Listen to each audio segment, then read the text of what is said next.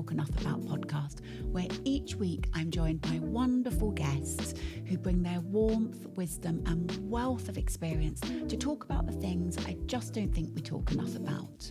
And this week I am thrilled to be joined by Dr. Chloe. She's a psychologist and trauma counsellor, and today we are talking about grief and loss. As Chloe says, no one gets through life free from the pain of loss, but we aren't very good at processing what grief does to us. I, for one, wish that we were all just so much better at this, for our own processing of loss, but also for being able to sit with others in their loss too. So today I invited Chloe onto the podcast to help us with this, to understand why we struggle and how we can gently guide ourselves and others through loss. We will of course be answering many of your questions too.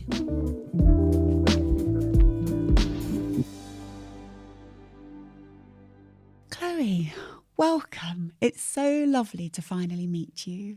Oh, thanks, Helen. It's lovely to be here. It's lovely to meet you too. I wanted to talk to you about your beautiful book, which I brought with me today, The Loss Prescription. I'll show it for the camera. So it's The Loss Prescription by Dr. Chloe. And it's just beautiful because it really does shed light on what grief is and what loss is. And it really is. I was thinking about what's the book really doing? And it really is helping people through grief. Yeah. It's their prescription. Yeah. This is going to help you. Yeah. And it really does. And I wanted to just read out the back, actually, because it was beautiful. Oh, thanks. Recovery doesn't mean the absence of sadness. It means accepting sadness and living fully anyway. People often say you don't overcome grief, and it's true. It is something you move through and learn to live with. But embracing life again, living fully, experiencing joy and happiness, no matter what, is important. It matters that you find your way with it. It matters because you matter. Makes me feel tearful reading that, Chloe. Oh, yeah. Because I wonder how many people out there who have switched on, listened to this today and aren't feeling that or don't feel they're deserving of that, or as if life stops. And it's so hard, isn't it? Oh, yeah, it really is. It really is. And it's just really humbling to hear you share your thoughts and read a little bit from the back of the book. Because what I wanted to do, from my own experience, but also from my work in this field as a psychologist and grief specialist, is give people a little bit of hope.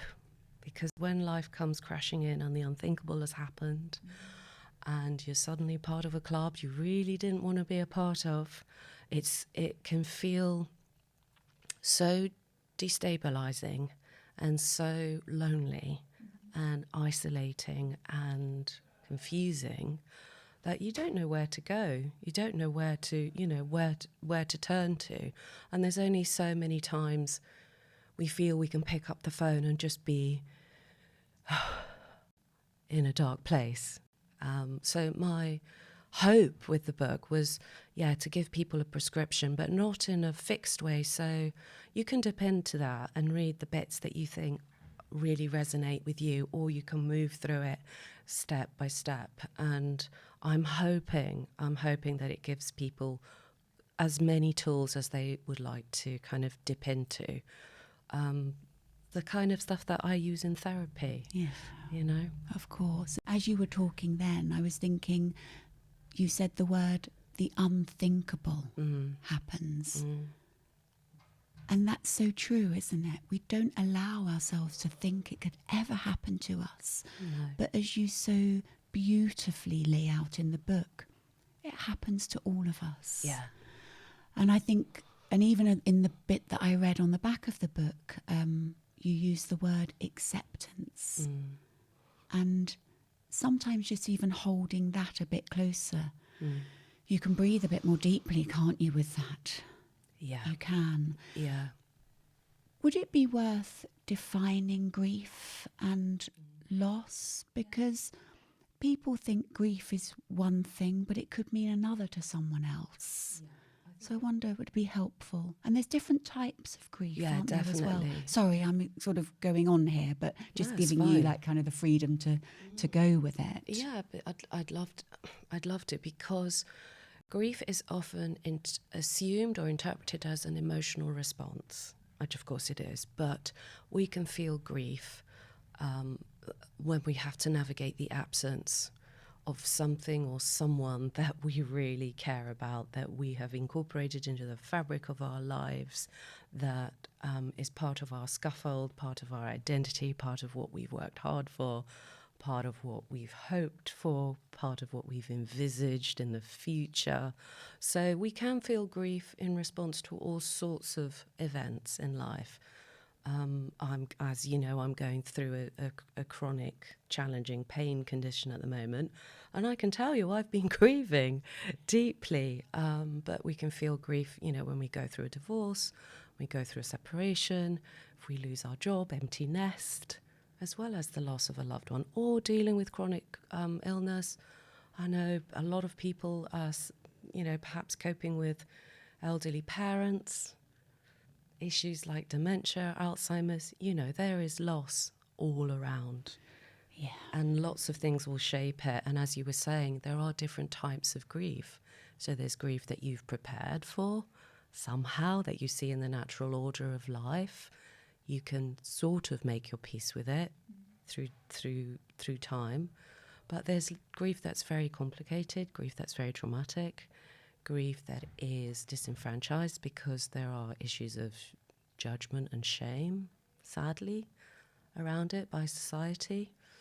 There's all sorts of different types of grief, and I don't think we literally talk enough about all of that. No, I think you're so right. And, we will move on later on in the podcast to the questions that came in from my Instagram community.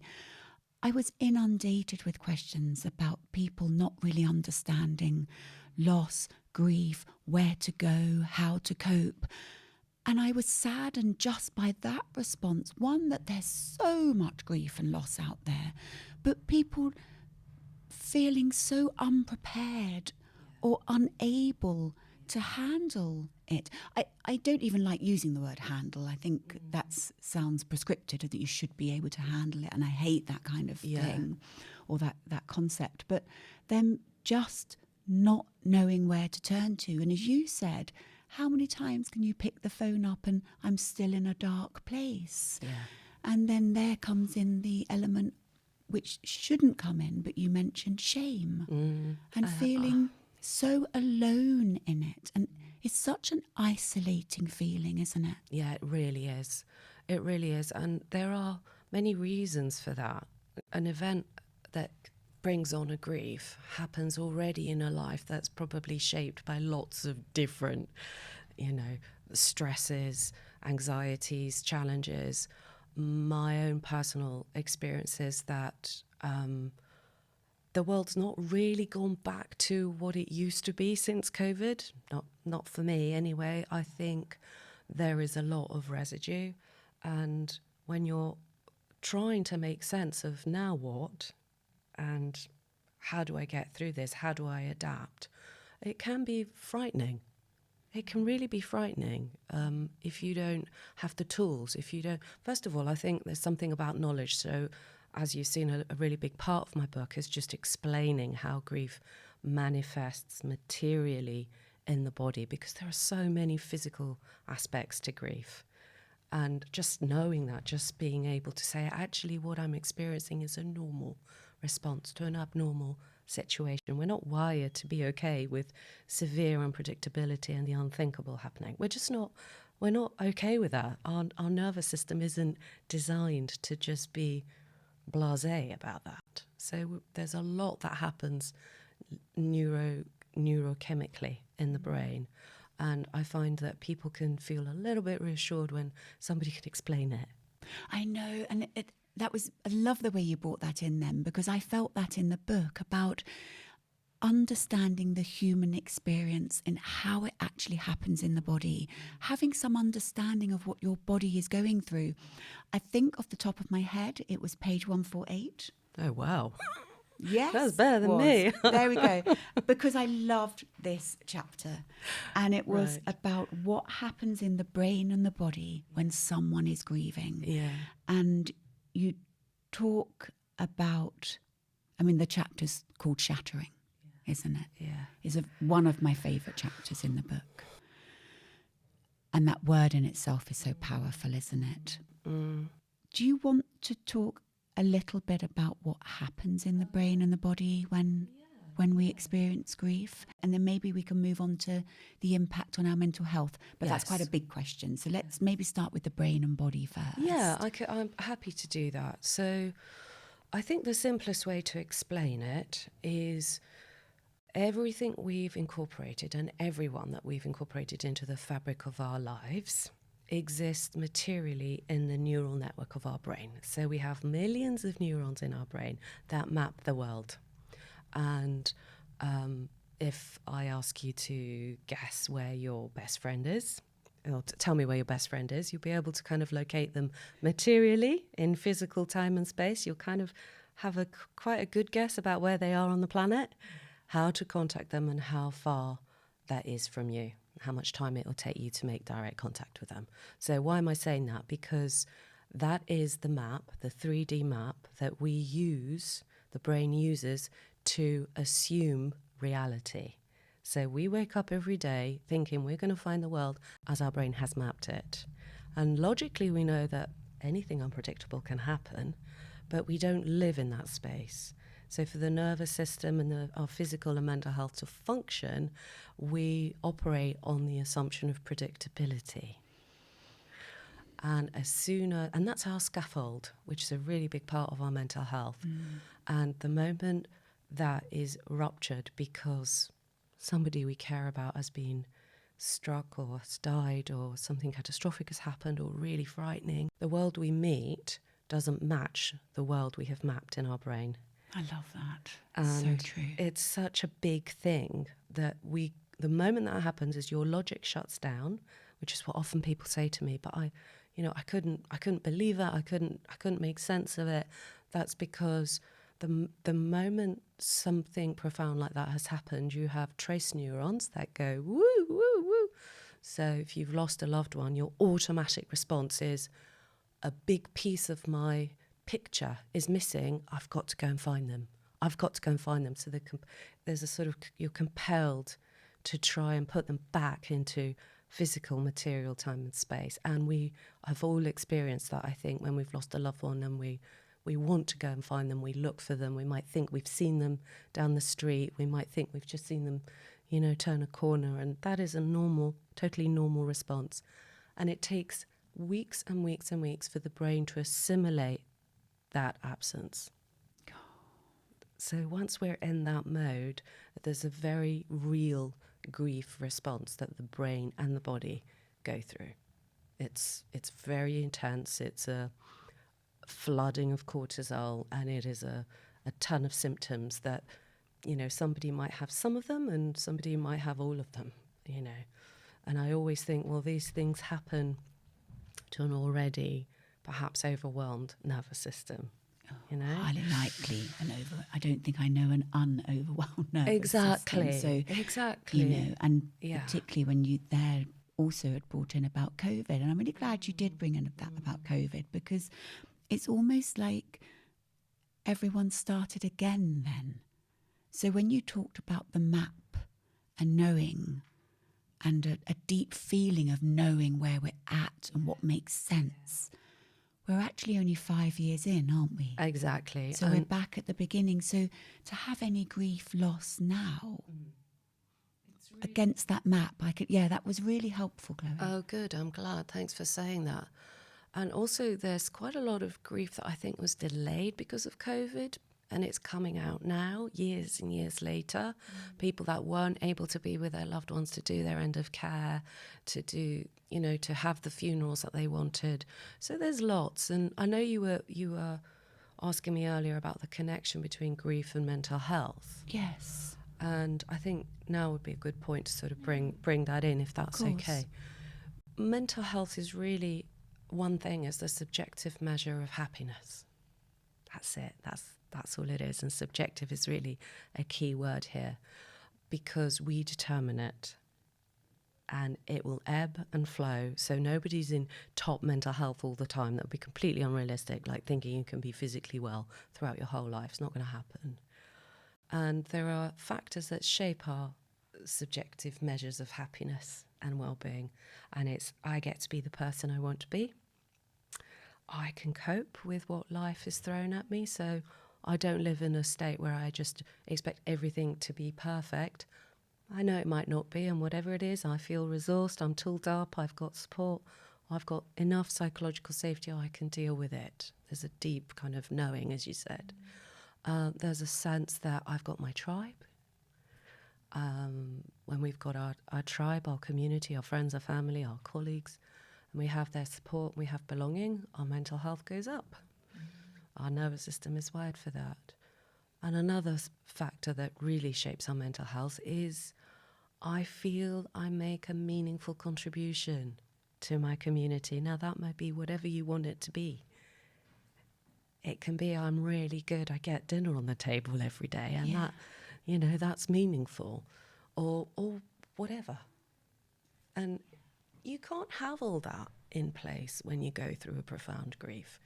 You just can't, because naturally, as a human being, that's all going to be kind of disrupted. Of course it is. And when you're sick, but also on the other side of that is, if you don't have those in place beforehand, then grief will affect your mental health in very different ways to someone who does have that. As you were literally counting off those things, I think they're all the things that resource us in our day-to-day life without anything overwhelming and shattering like grief. And they're the building blocks, aren't they? And I suppose that leads me to ask the question why some people get more affected or cope differently. It depends what your foundation looks like, doesn't it? Absolutely. You're so on point. And that foundation, Chloe, can have been from years ago. You know, when we're looking even through a lens of attachment. Exactly. You know, absolutely. And depending what's happened, you know, as you say, what are your foundations? How have you resourced your mental health and well-being? What's your physical health like? Who do you turn to for support? What kind of self-worth do you have? How much compassion do you have and humanity for what it's been like for you to be you? And do you allow yourself to receive the kind of care and acknowledgement and support? So many people don't. I love that. I love that, because you're so right. So many people won't be able to even take in the support because they haven't grown got those up blocks. There's a block there, isn't there? Yeah. They can't. So you haven't got the blocks, but yes, there's also a block there that I can't let people in. I can't be vulnerable. Exactly. Sometimes it's sensible. I get it. Sometimes people have really important things that they need to do. They need to compartmentalize. They need to just keep functioning. I get that. But if that becomes a chronic thing and there's a kind of constant, you know, that inner critic we all live with, it can become really punishing. And in my experience, when you've kind of fallen into that state of grief has happened to you, not by you, it's a very, very intense disruption to what it's like for you to be you. It affects your brain, your body, your heart, your emotions. You do feel shattered. And it affects your social realm. It affects your kind of belief system, your spirituality, like what's the point to everything. So it's a massive kind of whole person time of transition and transformation. It is. And it's so important to not fall, and I talk a lot about that actually, into that state of paralyzing fear, because it is frightening to see that actually horrible things happen to really good people, that there's a lot you can't control. And the world isn't a benevolent, wonderful, safe space that I can just float through and everything's going to be great. And that's a profound kind of rupture to what it is to be. And compassion, I think, really gets us through it. Compassion and self-care. I know, and as you were talking there, I was thinking about the fact that there's a movement almost towards we shouldn't feel sadness, we shouldn't feel pain. There's social media has a part to play in that as well, as opposed to normalizing the human experience. And I love the way you brought in there a little while back, but I didn't catch it, just to say to you, was about actually what the brain does. And just you offering those words here on this podcast to let people know this is what your brain does. Oh, yeah. And it may take 8, 10, 12 weeks before it's searching for that person or seeing that person. That's really normal. Yeah. To be seeing them, to have thought you've seen them, to have wanted to pick the phone up, that's all really normal. Totally. And because, our brain has one job to do, is to keep us alive, right? So, I mean, you know this, but the moment it realizes that the map isn't as it was secure it was, it floods us with cortisol, and that can cause lots of problems like forgetfulness, noise intolerance, difficulty sleeping, feeling overwhelmed, feeling like you can't make decisions, wanting the world to be a really small place, retreating, wanting to flee, wanting to make some dramatic life change. And I really think it's important that your listeners acknowledge that if that's what's happening to them, they are having a recognizable response. It's a human response. And there are ways to calm yourself down, to reduce that kind of cortisol release in the brain, and to nurture that sense of safety. And as I was walking here today, as I was coming to this podcast, I was thinking there's a word that's been floating about in my mind a lot recently. And yes, I talk a lot about healing and recovery, but actually I'm moving towards the idea of renewal. Beautiful. I really like that word. Beautiful. That's really speaking to me at the moment. Yeah. Actually, it's just a very gentle, loving process of kind of finding a way to renew yourself. So you will live with sadness, you will always miss them, and you will have to sometimes push through. But if you can hold on to the idea that renewal is possible, I personally find that quite comforting. I do, and as you said the word, I felt it come over me. Oh, good. It's like that's what it is. It fits. It's nice, that isn't it? Safe. Yeah. And actually, all through your book, Chloe, you bring in some beautiful tools for people to feel that safety again, and for people to understand that in grief, that flood of cortisol, and that's what's causing this incredible unsafety. Yeah. And there's a beautiful part in your book. It's a visualization, and I will read it out. It's absolutely beautiful. And for people listening, I urge you to buy this book, because it's for all types of loss. Yeah, it's for all types of loss. In this chapter that I loved around shattered by grief and what's happening, you have a beautiful, you call it a prescription. Yeah. It's you call it, and it's a visualization, but it's almost like a meditation, and you've got meditations throughout this, and I'm going to talk to you about that in a minute, actually, because I loved it. But in this visualization, to bring that feeling of safety, you talk about things like, ask your heart, what do you need me to hear, and listen with love. Ask, what do you need me to do? What more can I do to show you love? Listen and act. If your heart needs you to express your emotions, trust it. If it needs you to distract yourself with something uplifting, do it. Tuning into your heart's intelligence is an act of self-care. That's what it is, isn't it? It's about that knowing. We talk about knowing again, but trusting yourself, which can be so incredibly difficult.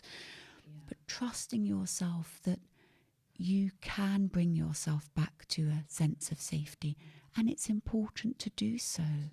Totally. And something to, well, thanks for reading that out. That made me feel quite emotional today. No, it's beautiful. Oh, thank you. If it's just happened and you're in the recent phases of it, give yourself permission to just go back to the basics of self-care, because this body needs all the love and all the kind of simple basics just to survive this. But once you're past that, it's really important to drop into your heart center in as meaningful a way as you can, to have that dialogue, to be guided by your own inner wisdom, because that's what that's the huge privilege of doing this work, is you encounter people who are shattered, but through that shattering find incredible insight and empathy and love and greater care for humanity, greater understanding for other suffering. I just think people are amazing. And that kind of having that, it's a little bit of a kind of like surrender. You can't control what happens on the outside, but you can really nurture how you are going to look after you. And listen to your heart. I mean, that's... I know. It sounds so simple. It and is it can simple, be so but difficult it's so to do. difficult to but do. it's just I know. That's enough. That's enough. Just come back to that. I know. I do want to move on to the Instagram questions, but there was something else I just wanted to, that I think people will find really interesting. And you talk about it in the book, about the effect of grief on dopamine and serotonin. Mm-hmm. I just wondered if in a nutshell you could just, if it's possible. Well, it's possible. The simplest thing to say is that when you're flooded with cortisol, your other hormones are being less produced, let's say. And 90% of your serotonin is produced in your gut. And one of the things that we don't do when we're in that acute stress response of grief is we don't eat. We don't hydrate.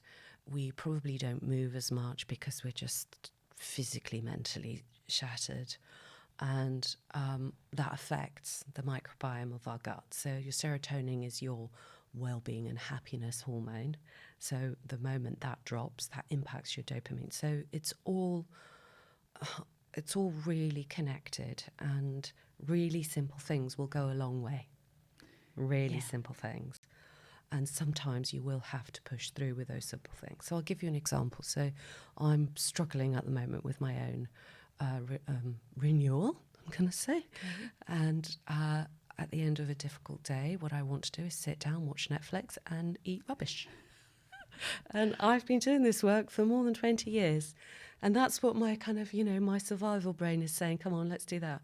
But I know that that's not going to help me. So I will force myself to go for a little swim, because that's my thing. That's what I do. And I have to push through.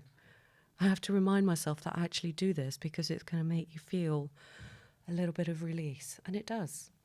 So I think we just have to normalise that we all struggle a little bit with this, and that's okay. Can't always be, available to that. But just a reminder to take it back to basics and to eat really, make sure you have 3 meals a day if you're going through a difficult grief. I thought that was fascinating, just bringing in the understanding of actually the serotonin is depleted during grief because of the way your body doesn't want to eat, but actually you need it to help you to do the things that are good for you, to help you feel as best as you can through those moments.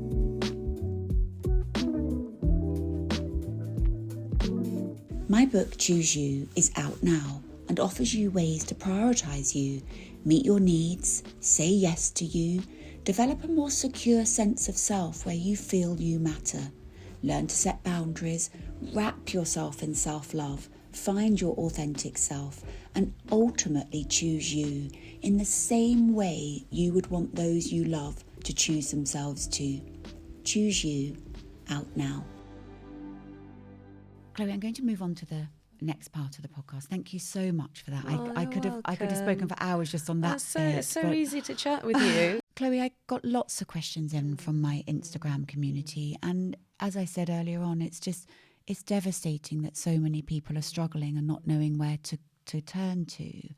So I will pick out a couple of questions that perhaps we haven't covered in the first part.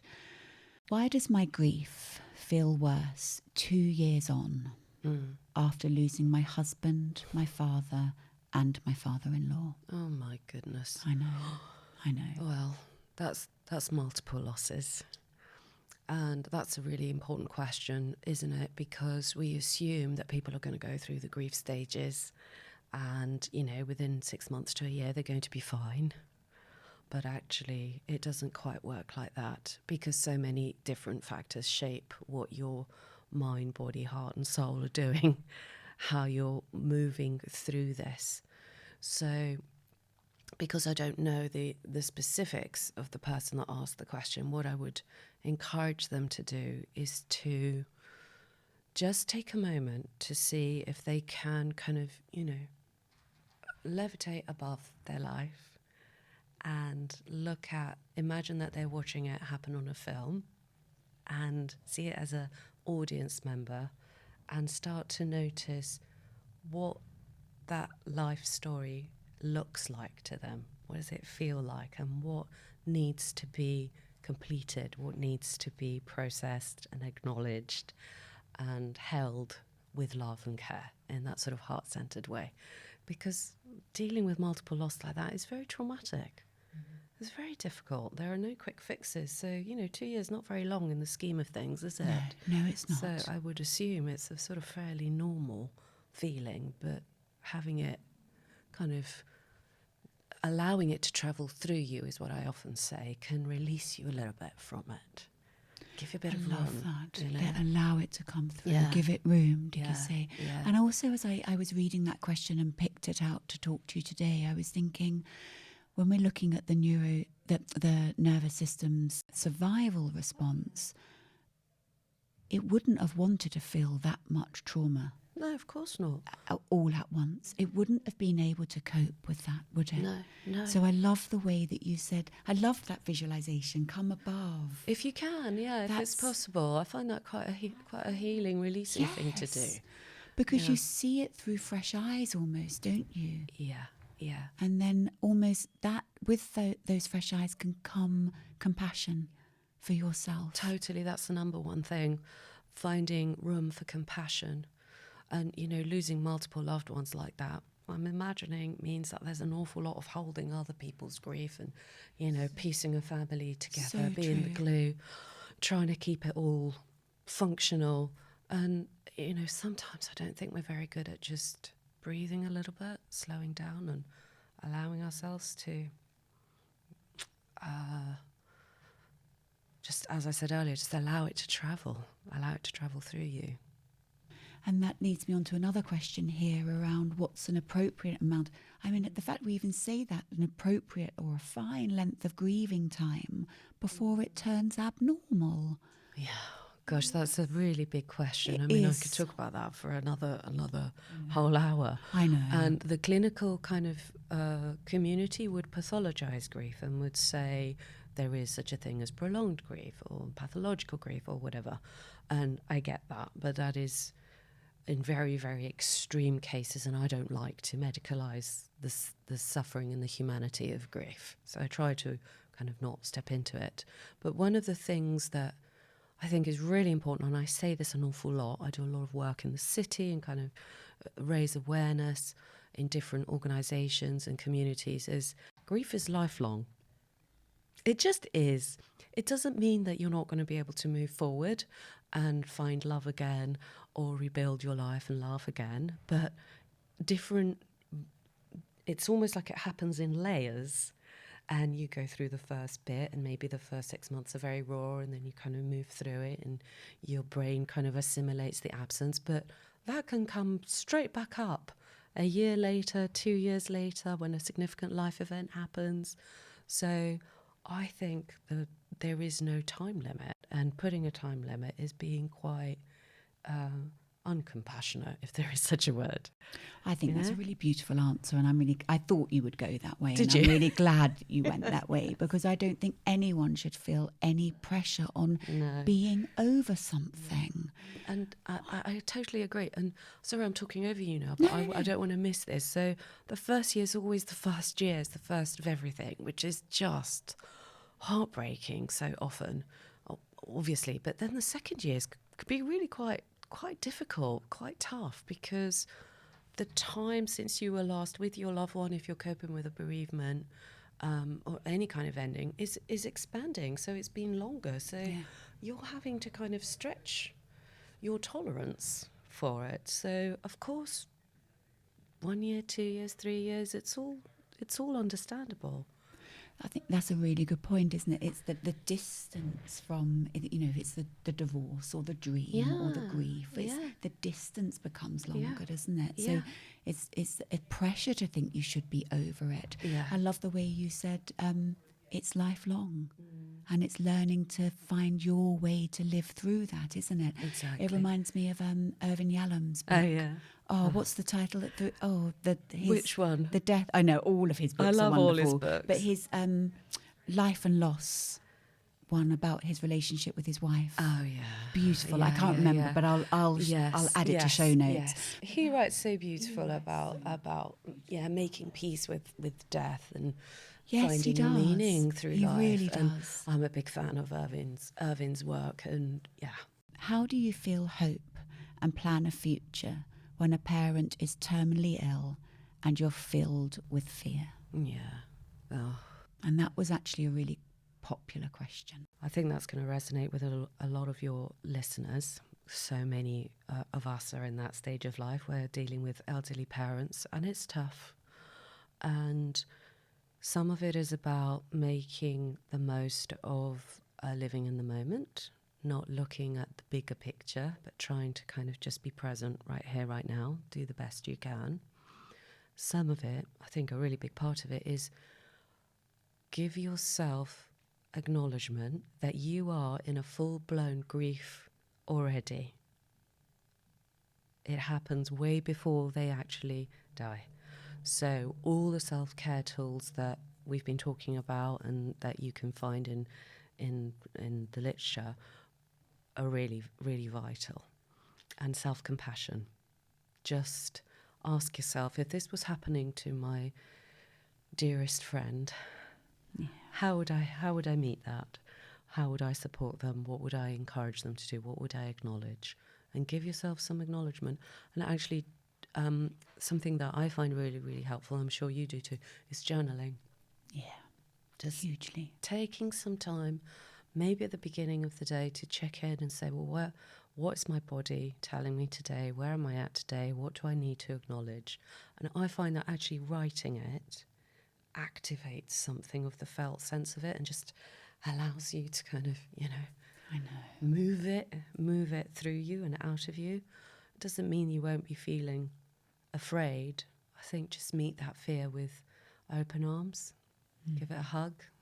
That's beautiful. Difficult, I know. It's a really difficult question, and I think that was a beautiful answer. So thank you. They're quite hard questions to They're answer really quickly, hard. but hopefully they are. are going to do, give a little bit of hope. Little bits. And I would say to anyone that sent questions in or anyone listening, your book does really outline that compassion, the meditations, the feelings of how you're feeling, how to work through it.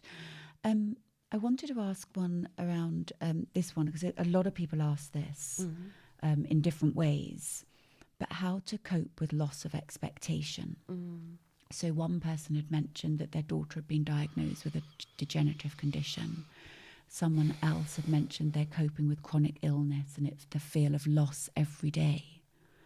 And I just wondered whether because I know you have your own experience, Chloe, that you talk about in the book. I'm sure that resonates with you. Just hearing that what people have to go through it's so difficult and so lonely living with a profound loss of expectation and watching your child suffer. And I'm mindful saying this, there's no way of fixing it. You just have to meet it. And that means you're going to be, you're going to have days that are going to be really dark and really difficult. But if you can meet those days with gentleness, love, heartfelt care, and just acknowledgement and empathy for yourself, you can start to dig deep. You have to dig really deep to stabilize yourself, to perhaps rebuild what makes you feel meaningful. change the parameters of your expectation, but it's so profoundly difficult to do. I think it's possible, but sad. It brings up a lot of sadness for me. And actually, one thing that I do, and I think I talk about it a lot, and I'm hoping it might help your listeners, is create a symbolic safe space in your mind's eye, something that represents a beautiful moment of safety for you, because the harsh reality of life sometimes can be overwhelming, can throw us into, as we've been saying, into survival mode. So if you could just slow your breath down for 2 or 3 minutes and go and hang out in your safe place, just give your body, your nervous system a little bit of respite to get a bit of breathing room. I hope that helps. That's so helpful, isn't it? Just to be able to call on that when you need it. And you may need it a lot. And to acknowledge it's a traumatic time. So you need support. You might need professional support. You might need hands-on support. You might need to really give yourself permission to be a bit of a rubbish friend because you haven't got the resource to just be there for others. There's lots, I think, that would need to be navigated gently. Yeah, I think there's some beautiful advice in what you've just shared there, and it reminds me of what we talked about in the very beginning of the podcast when I read out the back of your book around acceptance. And that you matter too. Absolutely. People aren't very good at acknowledging or tuning into how much they matter, their innate worth as a human being, and their contribution is beautiful no matter what. And actually it can really help to just let go of your hope for your yearning for a different reality. I was just thinking of that in relation to your question on expectation. Let go of the yearning for something different. I think that's a beautiful place to end the podcast. I think that was a beautiful... I'm going to add one more thing. Go on, add one more thing. So let go of your yearning for a different reality and tuning to cherished memories. That's it. Oh, that's beautiful. I think that's a really good way of sort of like... Gosh, that was the way that came in at the end there. Sorry, I should have said that at the beginning. That was so... No, it was a lovely way. No, it was a lovely way to tie it all together. Good, I think that was beautiful. Yeah, Chloe, good. I can't thank you enough for your... Oh, Helen, you're so lovely. Just the way you are. You are Helen, or are you Helen.ma.r.i.e? Helen's fine. I am Helen, but I couldn't just claim Helen on Instagram, so I used my middle name as well. Yeah. But Chloe, thank you so much. I've just so enjoyed this conversation. It's been lovely. It was so stressful getting here, but actually all that's gone now, and it's just been a lovely, hopefully good enough for your... I know it was a bit shorter maybe than you wanted it, but it's fine. Beautiful. Thank you so much. Thank you. And thank you for listening. If you enjoyed this episode, it would mean so much if you could follow the show, leave a quick rating, and maybe even a review to let others know what you think and whether they may enjoy the conversation too. Your support genuinely means so much. Thank you. Enjoy your day.